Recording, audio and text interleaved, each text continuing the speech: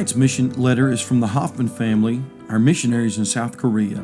Brother Hoffman says, I'm extremely grateful for the support, both financially and in prayer, which you have provided for our family and the ministry the Lord has called us to. The Lord has worked through your lives in wonderful ways, strengthening our hands in His work. Thank you for your eternal investment.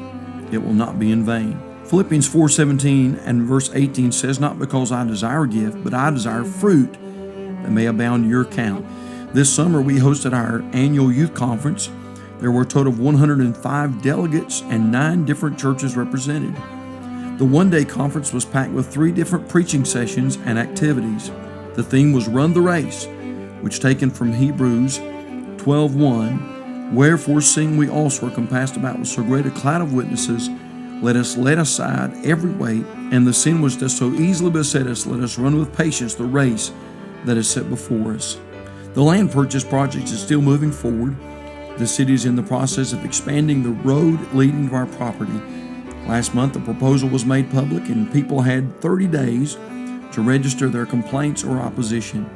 We were informed that there has been no opposition and the proposal should be finalized without a problem this winter.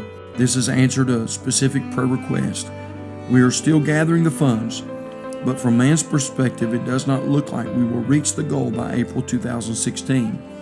Yet I believe the Lord will enable us to purchase the land. Last Saturday afternoon, I climbed to the top of a high mountain for a time of prayer and meditation. I met 2 men whom the Lord wanted me to speak with. Both men were already Christians, but both were sent for different reasons.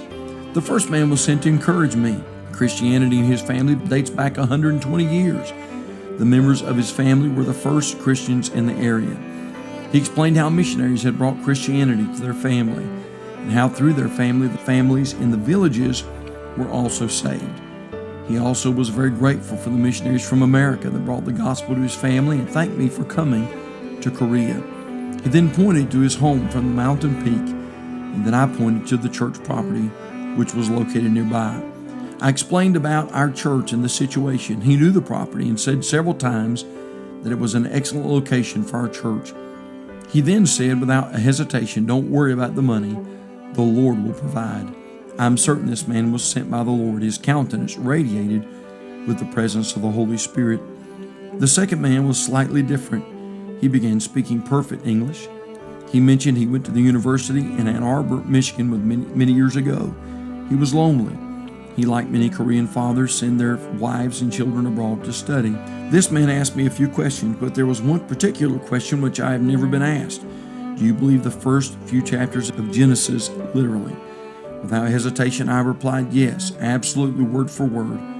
He then brought up some recent fossil finds which claimed to be a missing fossil link for human evolution.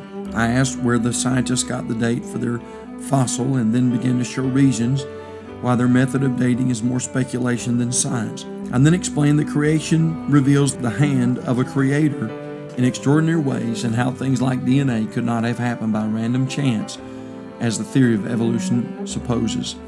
He sighed and said, You're right.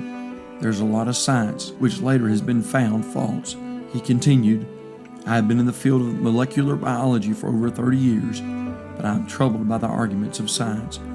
I told him, I love to read and learn about science. Real science is not the enemy of the Bible. The Lord gave us His Word by inspiration and has preserved it perfectly for all generations. Therefore, it can always be trusted.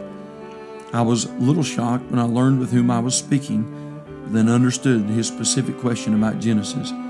He and I did not meet by chance. The Lord sent 2 men that afternoon, one to encourage me and one for me to encourage. Thank you for being an encouragement to us. We will continue to strive to win the lost and also to be an encouragement to God's people in Korea on your behalf. God bless the Hoffman family.